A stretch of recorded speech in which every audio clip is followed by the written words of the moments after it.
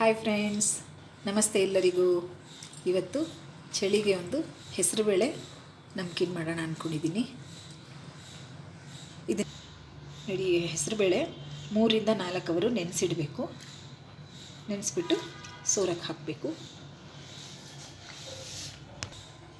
ಹೀಗೆ ನೀರೆಲ್ಲ 3 ರಿಂದ 4 ಅವರು ನೆನೆಸಿರೋದು ನೀರೆಲ್ಲ ಹೀಗೆ ಸೋಸಿಬಿಟ್ಟು ಒಂದು ಬಿಳಿ ಬಟ್ಟೆ ಮೇಲೆ ಹಾರಕ್ಕೆ ಹಾಕಬೇಕು.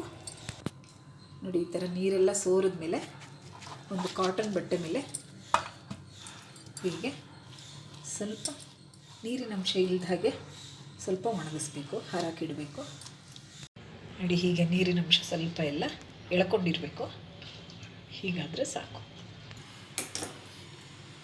ಈಗ ಎಣ್ಣೆ ಹಾಕ್ಕೊಳ್ತೀನಿ ಬಾಣಲಿಗೆ. ಈಗ ಜಾಗ ಇಟ್ಕೊತಾ ಇದ್ದೀನಿ. ಹೀಗೆ ಸ್ವಲ್ಪನೇ ಈ ಹದಕ್ಕೆ ಫ್ರೈ ಆಗಬೇಕು. ಈ ಹದಕ್ಕೆ ಫ್ರೈ ಮಾಡ್ಕೊತಾ ಇದ್ದೀನಿ ನೋಡಿ. ಈಗ ಹೆಸರುಬೇಳೆ ತಿನ್ನೋದ್ರಿಂದ ದೇಹಕ್ಕೆ ತಂಪು. ನಾವು ಯಾವಾಗಲೂ ಕೋಸಂಬರಿ ಮತ್ತು ಸಲಾಡ್ ಮಾಡ್ಕೊಂಡು ತಿಂತಾನೇ ಇರ್ತೀವಿ. ಹಾಗೆ ಈ ಥರನೂ ಒಂದು ಸ್ವಲ್ಪ ಇದ್ದರೆ ನಾಲ್ಗೆಗೆ ಟೇಸ್ಟು ಚೇಂಜ್ ಇರುತ್ತೆ.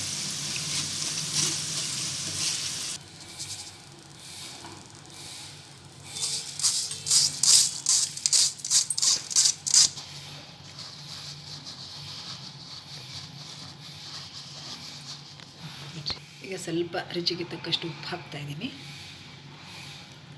ಸಾಕು. ಒಂದು ಕಾಲು ಸ್ಪೂನಷ್ಟು ಖಾರದ ಪುಡಿ ಮತ್ತು ಒಂದು ಕಾಲು ಸ್ಪೂನಷ್ಟು ಉಪ್ಪು ಹಾಕಿ ಚೆನ್ನಾಗಿ ಮಿಕ್ಸ್ ಮಾಡ್ಕೊತಾ ಇದ್ದೀನಿ.